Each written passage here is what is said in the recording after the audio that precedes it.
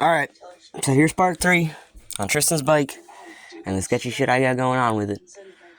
I still don't know if this is gonna work or not, but this is where I'm at, so.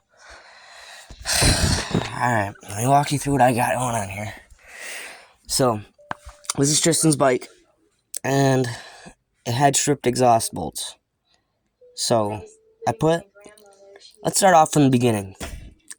He had the stock exhaust gasket in there with no RTV for a while. Exhaust gasket started to go out, so I replaced it. I put some RTV on it, just a really thin layer, nothing like that at all. And I put the gasket on, and I tightened the bolts up.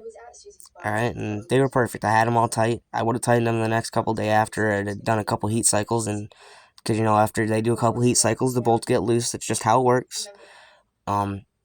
So I was gonna let it do a couple heat cycles, and then I was gonna retighten them a little bit, and it should have been fine.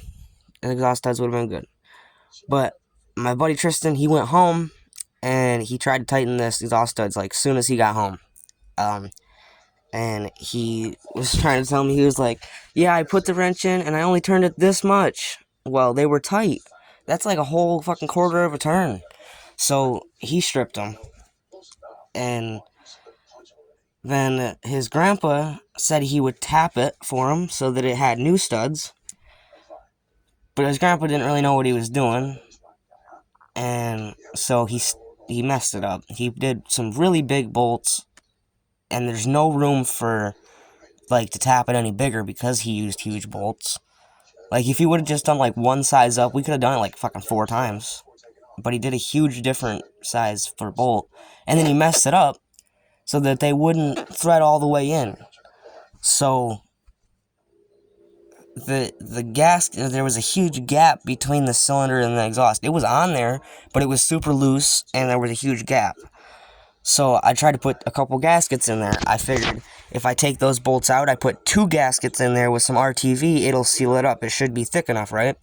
But when I put the 2 gaskets in there, I couldn't get the bolts to tighten down. I couldn't get them to catch any threads. So I took 1 gasket back out, so it only had 1 gasket in there. And then it was still super loose, and I got the bolt to catch, and so it has both the bolts threaded in, so it's holding it on at least.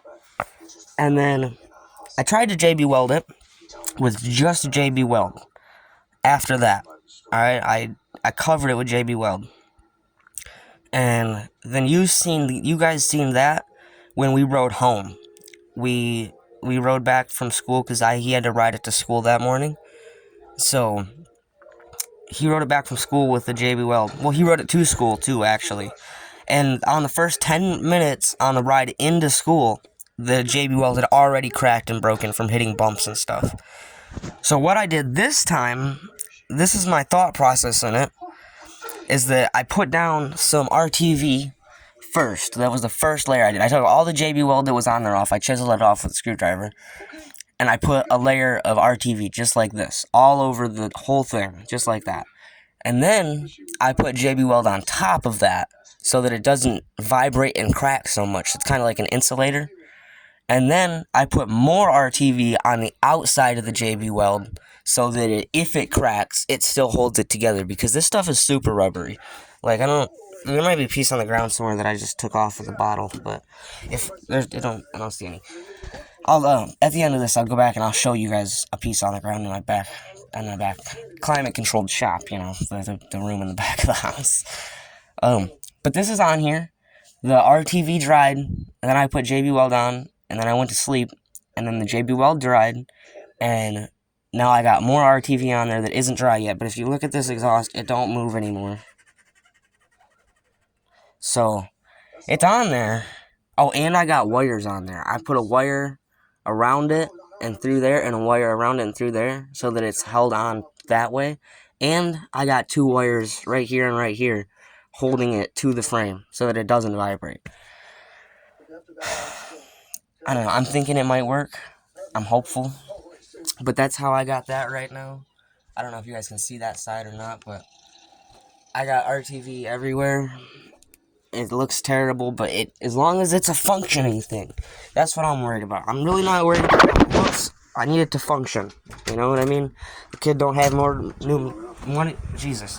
The kid don't have any more money for another motor because he's not getting his checks like he used to, so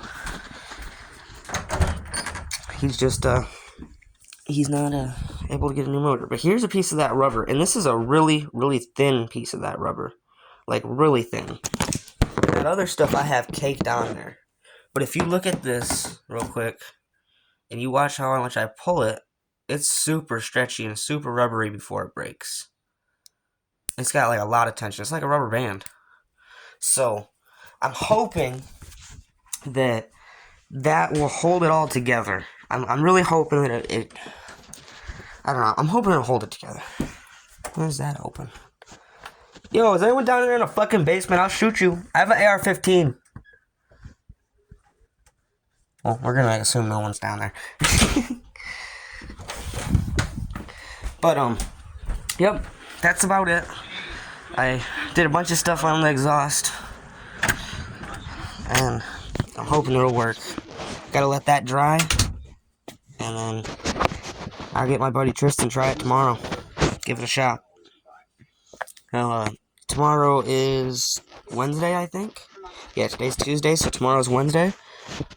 He's got school on Wednesdays, so I might ride with him into town again to bring him to school. See if it works. Alright. Peace out, guys.